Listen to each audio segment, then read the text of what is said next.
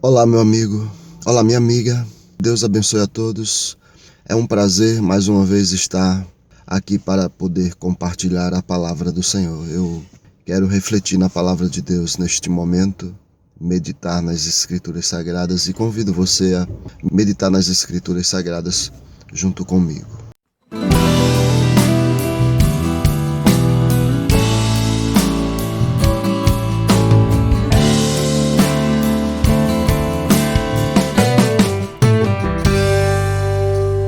Você quer um pouco d'água? Eu ainda não bebi água hoje. Esse é o meu primeiro gole de água e esse é um bom tema para refletirmos. Quando olhamos para a palavra de Deus e pensamos sobre água, vemos desde o Antigo Testamento a água presente na história da criação. Antes de tudo, no abismo havia águas e o Espírito Santo pairava sobre a face das águas. As águas sempre estiveram relacionadas com a divindade. Deus é aquele que fez jorrar água da pedra, porque o povo estava com sede no deserto.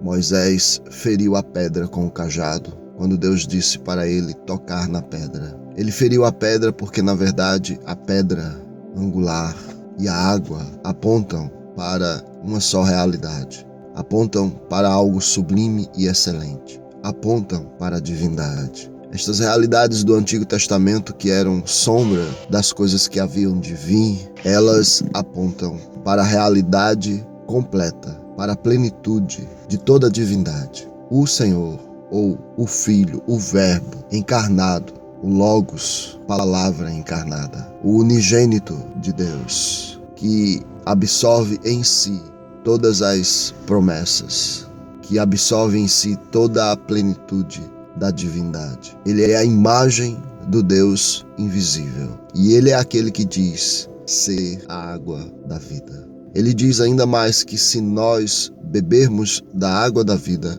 não voltaremos a ter sede, pois no nosso interior fluiria um rio de água viva para a vida eterna. Que coisa grandiosa, que coisa maravilhosa. Que promessa incomparável, inigualável. E todas as vezes que bebemos água, nós podemos lembrar desta promessa.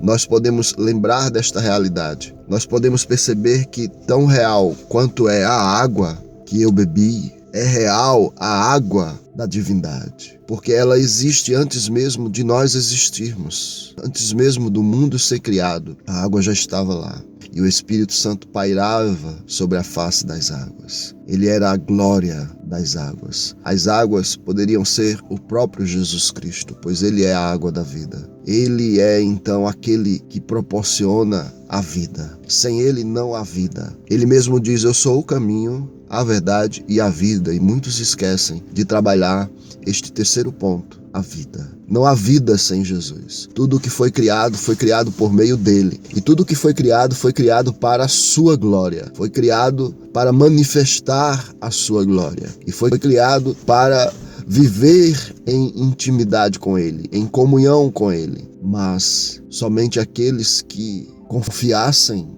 plenamente nele, somente aqueles que dependessem totalmente dele, somente aqueles que o amassem sem questionar ou duvidar do seu caráter, poderiam desfrutar desta água da vida. Infelizmente, o nosso primeiro representante, o representante federal de toda a humanidade, o pai dos homens, Adão, ele decidiu fazer seu próprio caminho. Pela cobiça do seu coração, ele achou que poderia ser igual a Deus. Ele achou que poderia viver de maneira autônoma, independente neste mundo, sem Deus. E ele achou que poderia encontrar água da vida em outro lugar, que não em Deus. Mas não há outro lugar. Se não bebermos da fonte da vida, não há vida em outro lugar para bebermos, porque longe desta fonte o que existe é deserto. Longe desta fonte o que existe é trevas.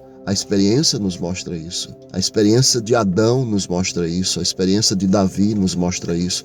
A experiência de todos os homens bíblicos que se afastaram da fonte da vida e se viram no deserto ou se viram mortos nos seus delitos e pecados. Se viram separados da glória de Deus, separados do seu amor, da sua bondade, da sua justiça. Mas mesmo assim, quando o homem escolhe as trevas, Deus ainda permanece sendo luz. Deus ainda permanece sendo amor. Deus ainda permanece sendo gracioso.